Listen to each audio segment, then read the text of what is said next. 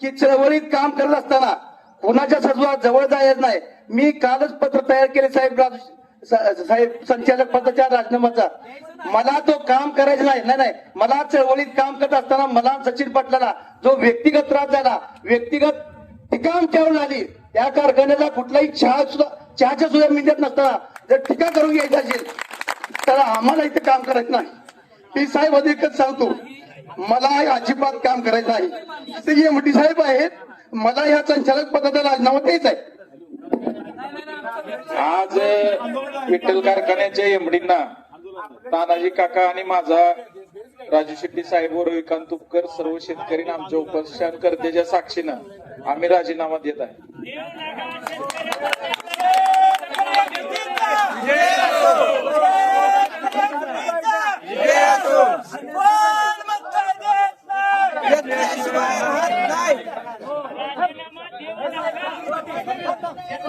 हे सर्वांनी खाली बसा, विनंती करत बसू नका. काळे साहेब ऐकून घ्या, तुम्ही कुठल्या खाली बसा, समोर मीडिया आहे, खाली बसा, ऐकून खाली बसा. कुठल्याही पदापेक्षा आम्हाला चळवळ महत्वाची आहे.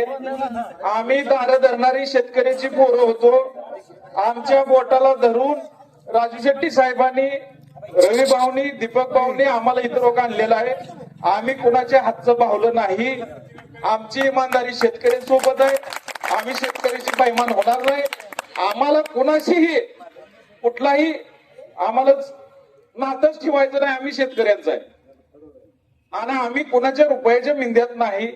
आम्ही एक डिझेलचं घेमी तिथं अजून घेतलेला नाही, तिथल्या चहाच्याही मिंद्यात नाही. त्यामुळे आम्ही असल्या टीका टिप्पण्या कुठल्याही सहन करणार नाही. आम्ही पहिल्यापासून क्लिअर आहे. आम्ही राजू शेट्टी साहेबांचा मावळा आहे. आम्ही त्यांच्या समक्ष एमडीकडे आमचे राजीनामे सुपूर्द करतोय. शेतकरी एकजुटीचा